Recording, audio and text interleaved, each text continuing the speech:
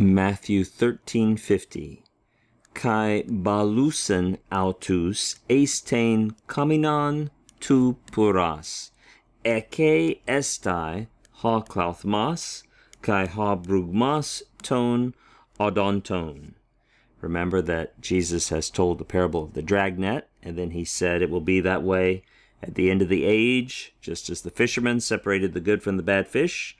The angels will be sent forth from the Son of Man to separate the wicked from the righteous. And so it's talking here, continuing to talk about what the angels will do with the wicked. And they will throw them into the furnace of fire, or into the fiery furnace, if we understand that genitive there as an attributive genitive. There, meaning in that place, there will be weeping and gnashing of teeth. Well, of course, we've run across almost exactly the same wording just a few verses back, so it's not surprising to you. I think it would be helpful to reflect a little bit on the presence of this article. We didn't translate the article in English. If you look at Young's Living Translation, the most literal translation, it does. He says, "There shall be the weeping and the gnashing of the teeth." Of course, I don't see any other English translation that translates it that way.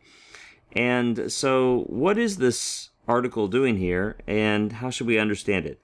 Chuck Quarles has some helpful reflections on it in his Egg and Tea commentary, the Exegetical Guide to the Greek New Testament.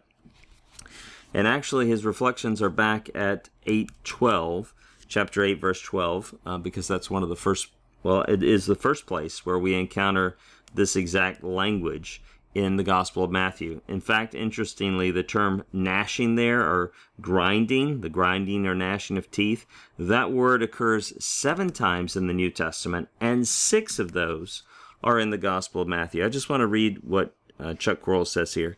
He says, the article with klauthmas and brugmas is probably par excellence, and thus describes weeping and gnashing of the worst sort. BDAG notes that the article with klauthmas, quote, indicates the unique and extreme character of the action.